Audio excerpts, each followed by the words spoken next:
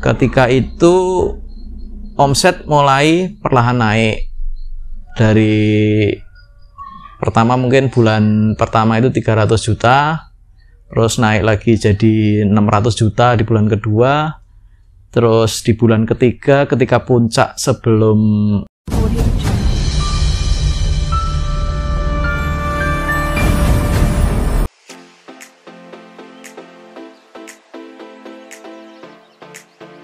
Assalamualaikum warahmatullahi wabarakatuh. Nama saya Arjuna. Saya pemilik bisnis mukena dengan brand Parisku Mukena. Di sini saya akan sharing tentang pengalaman bagaimana saya memulai bisnis ini mulai dari nol. Cerita ini mungkin diawali ketika saya mau menikah dengan istri saya. Waktu itu memang saya belum bekerja sama sekali.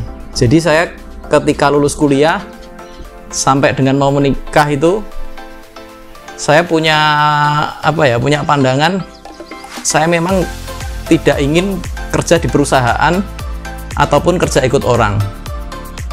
Karena dari saya kecil, remaja sampai saya besar mungkin saya ini senangnya jalan-jalan. Jadi ketika pola pikir saya waktu itu, ketika saya bekerja di perusahaan, saya nggak bisa jalan-jalan. Andai pun bisa jalan-jalan, saya harus izin. Mulailah dari situ, saya punya pola pikir saya harus jadi pengusaha. Karena ketika jadi pengusaha, saya bisa mengatur waktu saya dengan lebih leluasa bersama keluarga. Singkat cerita, ketika itu saya mau menikah dengan istri saya, dan itu terjadi pertentangan dari orang tua atau mertua saya. Karena apa? Karena ketika saya mau menikahi anaknya, saya tidak punya pekerjaan dan saya tidak bekerja waktu itu. Jadi istilahnya pengangguran. Dan untungnya istri saya bisa meyakinkan orang tuanya bahwa ketika istri saya menikah dengan saya, insya Allah kita bisa sukses. Ketika awal-awal menikah itu kita juga sangat kesulitan ekonomi lah. Dalam arti karena saya tidak bekerja dan istri saya sudah ada bisnis kecil-kecilan, namun hasilnya ya masih cuma cukup untuk kebutuhan sehari-hari. Pernah di suatu momen ketika suatu malam itu istri saya kepengen terang bulan. Hanya sebuah terang bulan aja kita nggak mampu beli waktu itu. Ya saya menenangkan istri saya ketika itu. Ya sabarlah. Mungkin kita sekarang ada di titik ini, tapi di suatu hari nanti kita akan berada di titik yang lebih bagus atau lebih baik. Dan alhamdulillah selang waktu berjalan, awalnya kita jualan jilbab. Waktu itu kita ambil dari distributor, terus kita jual ecer. Setelah berselang beberapa tahun, orderan mulai banyak, akhirnya kita kewalahan. Kelemahannya ketika kita ngambil barang di distributor itu kan kalau jilbab waktu itu satu seri itu mungkin ada 6-8 warna. Nah, ketika yang laku katakanlah cuma warna pink, warna-warna yang lain biasanya tidak terlalu laku, dan itu akhirnya menumpuk menjadi dead stock, dan itu sangat mengganggu cash flow kita banget waktu itu. Terus mulai dari situ kita mulai berpikiran untuk produksi sendiri. Kenapa kok produksi sendiri? Ketika kita produksi sendiri, kita bisa menentukan stok apa yang akan kita produksi dan apa yang dimaui pasar. Dan dari situ kita akhirnya tahu bahwa ternyata kalau bisnis fashion itu, kalau kita produksi itu lebih bisa mengatur stoknya daripada kalau kita ibaratnya ngambil di distributor. Karena ketika distributor yaitu tadi kita harus ngambil seri dan yang laku hanya 1 atau 2 warna saja. karena stoknya dari supplier itu kita nggak bisa menentukan mana produk yang laris, mana produk yang tidak laris. Akhirnya kita berpikir untuk bagaimana caranya produksi sendiri. Ketika itu awal-awal itu nyari penjahit juga susah karena sama sekali nggak ada kenalan. Kita nyemplung di dunia konveksi itu benar-benar dari nol. Jadi nggak ada referensi penjahit mana yang bagus, nggak ada referensi toko kain mana yang bisa support produk kita, dan itu kita cari sendiri. Kita datengin dari penjahit ke penjahit, dari toko ke toko, sampai akhirnya menemukan supplier kain yang cocok sama kita, terus penjahit yang cocok sama kualitas kita. Dan itu tidak mudah karena kita trial and error itu ya beberapa kali sampai menemukan produk yang ideal. Kita pernah ketipu lah, wajar lah mungkin ketika kita order barang ke konveksi. Waktu itu kita mau ngembangin produk di daster. Nah ternyata waktu itu ya kita modalnya percaya aja waktu itu, karena kita kenal pertama, orangnya baik. Terus akhirnya saya dan istri mulai percaya. Saya nggak ngecek sampai sedetail itu, sampai ke konveksinya di mana, sampai ke dia punya toko, bener-bener punya toko atau enggak. Kita mainnya percaya aja. Akhirnya kita ya ketipu, dalam arti kita sudah bayar di awal segitu, ternyata produknya sampai hari ini juga nggak dikirim, dan kita tidak mendapatkan produk itu. Ya itu mungkin salah satu. Terus jatuh bangun yang kedua adalah ketika, ya bukan jatuh bangun sih sebenarnya, ketika ada orderan yang sangat banyak waktu itu. Mungkin karena gini ya, bisnis mukena itu kan bisnis momentum, dalam arti permintaan akan sangat melonjak tajam ketika biasanya sekitar 3-4 bulan sebelum Ramadan. Nah itu ketika kita nggak persiapan di tahun sekitar 2019 sebelum COVID itu, ya orderannya sangat luar biasa banyak.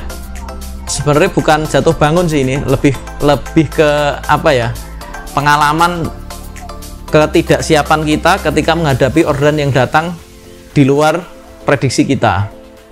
Dan itu sangat menguras energi, menguras pikiran, bagaimana kita harus menyelesaikan orderan sebanyak itu dalam waktu 1 hari. Waktu itu kita terbiasa mengerjakan orderan sekitar 30 mukena per hari, tapi waktu 2019 itu lebaran sebelum COVID itu, kita harus dipaksa mengerjakan 200 mukena per hari dan harus dikirim on time karena kita jualannya di marketplace. Ketika kita nggak on time, akan terjadi pembatalan otomatis dari sistem. Itu rasanya apa ya, kerja ibaratnya 24 jam itu kurang rasanya. Kalau bisa 25-26 jam kita bisa jadi menjalaninya, tapi ya sebanding lah apa yang kita kerjakan waktu itu, capeknya dengan hasilnya insya Allah sebanding. Cerita di balik kesuksesan ini mungkin saya jabarkan bagaimana awal mulanya bisa sampai ke titik sekarang ini. Saya dan istri jualan di Shopee itu mungkin sudah sekitar 1 tahun waktu itu. Ketika suatu saat ternyata ada kita dihubungi dari AM itu orang dalamnya Shopee lah. Waktu itu mungkin tahu karena penjualan kita sudah mulai merangkak naik, dan ketika 3 bulan sebelum Lebaran kita dihubungi, kita mau dibantu secara iklan, mau dibantu secara teknisnya, diarahkan dari AM-nya Shopee itu bagaimana mengelola toko, bagaimana mengelola iklan, mendatangkan traffic, merubah jadi konversi. Ketika itu omset mulai perlahan naik.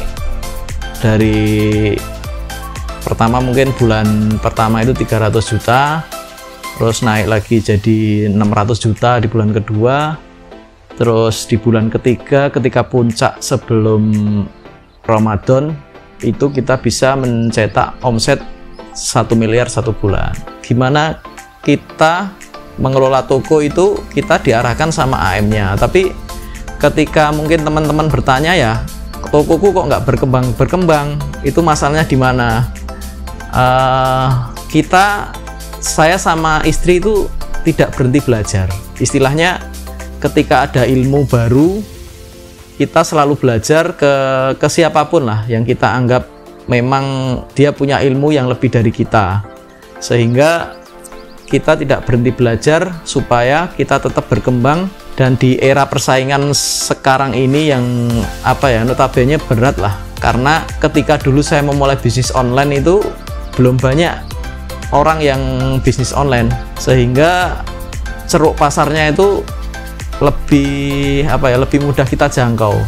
Sedangkan untuk setelah pandemi ini, kompetitor kita dalam bisnis online otomatis pasti bertambah, karena mungkin kemarin dari pengaruh COVID-19 kemarin banyak PHK, banyak pengurangan karyawan, dan mereka karyawan yang notabene di PHK atau dirumahkan itu pasti mencari sumber penghasilan lain. Dan yang paling masuk akal ketika COVID-19 mungkin ya bisnis online itu. Jadi sekarang kompetitor banyak tumbuh ketika setelah pandemi ini. Tapi kita nggak boleh berhenti belajar, karena ketika kita berhenti belajar, kita akan ketinggalan dengan kompetitor-kompetitor kita di luar sana. Ya satu lagi ya, mungkin ada cerita yang harus diambil maknanya ini.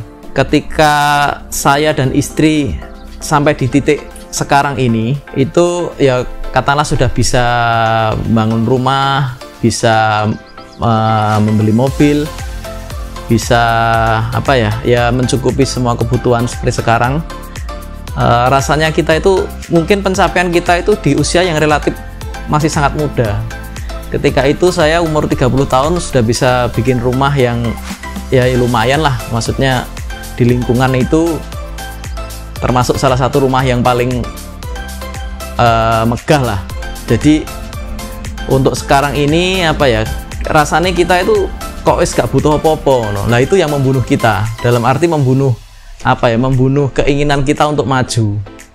Yang saya rasakan mungkin sama istri seperti itu. Jadi hampir mimpi-mimpi kita itu ketika di awal nikah bisa kita capai di usia yang relatif muda. Sekarang rasanya sebenarnya nggak boleh. Saya juga menyadari itu ketika saya ketemu dengan teman. Jadi ketika ketemu dengan teman itu saya sharing masalah itu. Aku kok rasanya kok gak ono sing wis tak golek ini urip iki ya ning donya iki, karena apa yang saya harapkan ketika awal-awal nikah itu hampir semua sudah terpenuhi, dan itu berakibat produktivitas kita menurun. Pesannya ya janganlah kalian terlena di zona nyaman, karena ketika kalian terlena di zona nyaman, ingatlah bahwa kompetitor di sana, kompetitor kita belajar mungkin 10-100 kali lebih keras daripada kita. Ketika kita tidak mau belajar untuk berkembang, maka kita akan tertinggal dari kompetitor-kompetitor kita.